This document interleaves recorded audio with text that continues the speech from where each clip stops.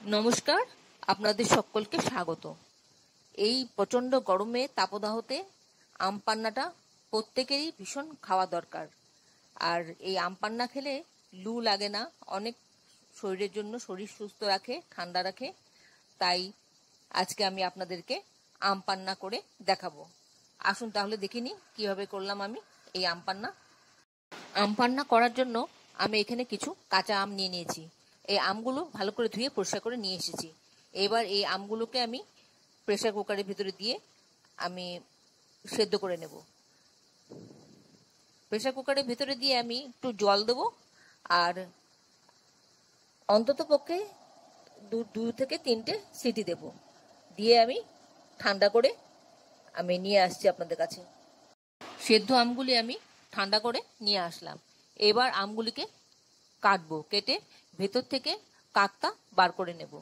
কীভাবে ভেতর থেকে কাতটা বার করতে হবে সেটা আমি আপনাদেরকে দেখাচ্ছি, আপনারা দেখে নিন। প্রথমে ছুরি দিয়ে আমি একটু কেটে নিলাম, কেটে একটু একটু ফাঁক করে নিলাম। ফাঁক করে নিয়ে ভেতর থেকে কাতটা যে সেদ্ধ হয়ে গেছে সেই কাতটাকে একটা চামচের সাহায্যে এইভাবে কুড়িয়ে কুড়িয়ে নিয়ে নিতে হবে। এইভাবে নিয়ে নিতে হবে। আমি এইভাবে সবটা আমের কাত আমি বার করে নিচ্ছি। সবটা কাত আমি বার করে নিয়ে এসেছি। এবার এই কাতটাকে মিক্সিং জারের মধ্যে নিয়ে একটা ফাইন পেস্ট তৈরি করে নেব, যাতে এই কাতটা সবার জলের মধ্যে দিলে পরে ভালো করে মিশে যায়। পেস্টটা রেডি করে নিচ্ছি। ওভেনে একটা পাত্র বসিয়ে দিলাম। এবার এর মধ্যে আমি জল দেব। আমি এখানে 2 লিটার মতন জল দিলাম। জলটা একটু ফুটবে। আর ইতিমধ্যে আমি এর মধ্যে চিনিটাও দিয়ে দিচ্ছি। এখানে 1.5 কিলো মতন চিনি আছে। আমি যেহেতু 2 লিটার করবো তাই চিনিটা গলতে দিয়ে দিচ্ছি। প্রথমে খানিকটা কাটিয়ে রাখবো, যদি প্রয়োজন মনে হয় সেটাও দিয়ে দেব। প্রথমে এখানে আমি 1 কিলোর উপরে চিনিটা দিয়ে দিলাম। এবার চিনিটা গলবে ধীরে ধীরে। চিনিটা যতক্ষণ গলবে ততক্ষণ আমি এরকম হাতা দিয়ে নাড়াচাড়া করে যাব, যতক্ষণ না গলে যায়। আপনারা যারা এখনো পর্যন্ত আমার চ্যানেলটাকে সাবস্ক্রাইব করেননি, ঝটপট সাবস্ক্রাইব করে নিন। আপনাদেরকে আমাদের মাঝে দেখতে পেলে আমাদের খুব ভালো লাগবে। এবার আমি এর মধ্যে দিয়ে দেব একটু নুন, নর্মাল নুন দিয়ে দেব। এই নর্মাল নুন দিয়ে মিশিয়ে নেব খুব ভালো করে।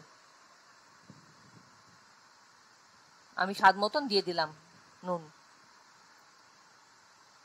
এবার ভালো করে মিশিয়ে নিচ্ছি। খানিকক্ষণ মিশিয়ে নেব। মিশিয়ে নেওয়ার পর আমি এর মধ্যে কাতটা দিয়ে দেব।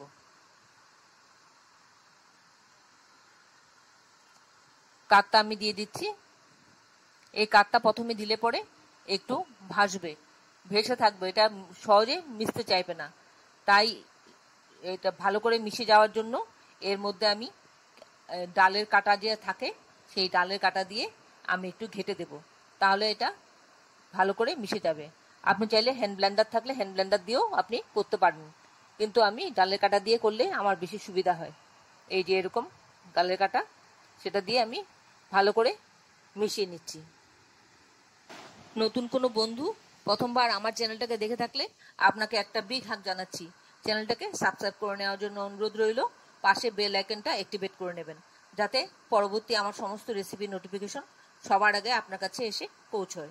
আর আপনি যদি ফেসবুক থেকে দেখে থাকেন তাহলে ফলো অপশনটা ক্লিক করবেন আর একটা লাইক দেবেন, তাহলে আপনি আমার সাথে জুড়ে যাবেন। আপনি আমার সাথে জুড়ে গেলে আমার সমস্ত রেসিপি নোটিফিকেশন সবার আগে আপনার কাছে এসে পৌঁছবে। দেখুন এইভাবে ঘাটতে ঘাটতে ঘেটে দিতে দিতে মিশে যাচ্ছে সবটা কাত। এই আম পান্না শরবত আপনি বাড়িতে বানিয়ে অনেক কম খরচে আনন্দ করতে পারবেন খেয়ে।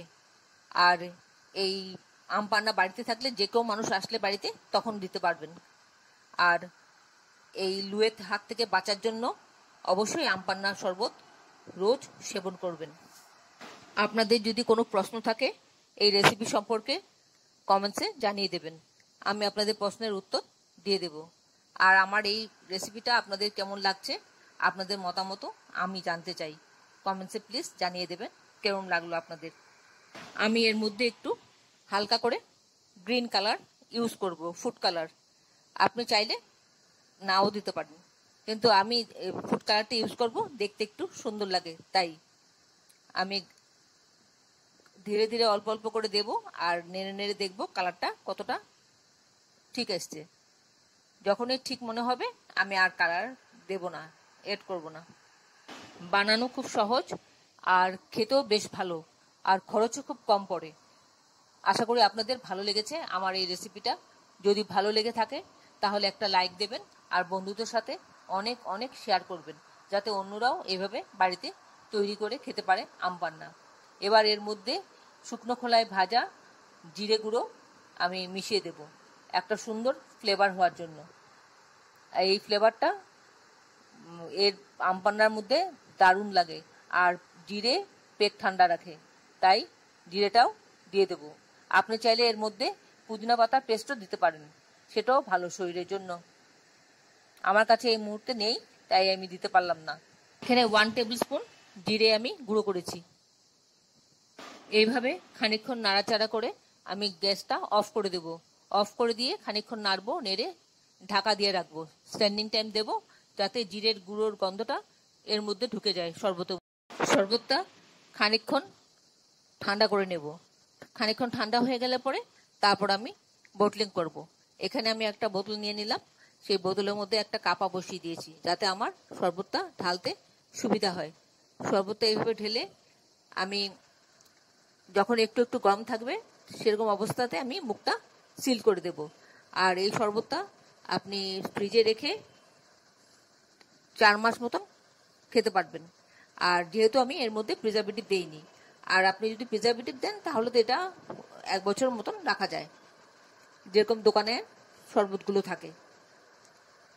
এইভাবে আমি শরবতগুলি ঢেলে নিচ্ছি। এখানে আমার 2 লিটার মতন শরবত হয়ে গেছে। এতক্ষণ ধৈর্য ধরে আমার এই রেসিপিটা দেখার জন্য আপনাদেরকে অসংখ্য অসংখ্য ধন্যবাদ। আপনারা সকলে ভালো থাকবেন, সুস্থ থাকবেন, ঈশ্বরের কাছে কামনা করি। আর এই ধরনের নতুন নতুন রেসিপি দেখতে আমার চ্যানেলটাকে সাবস্ক্রাইব করে নেবেন, পাশে বেল আইকনটা অ্যাক্টিভেট করে নেবেন, যাতে পরবর্তী আমার সমস্ত রেসিপির নোটিফিকেশন সবার আগে আপনার কাছে এসে পৌঁছয়। এবার আমি শরবত একটা তৈরি করে দেখাচ্ছি। পাশে আমি গ্লাসের মধ্যে শরবত একটা তৈরি করছি। এই শরবতটা দেখুন এইভাবে তৈরি করতে হবে।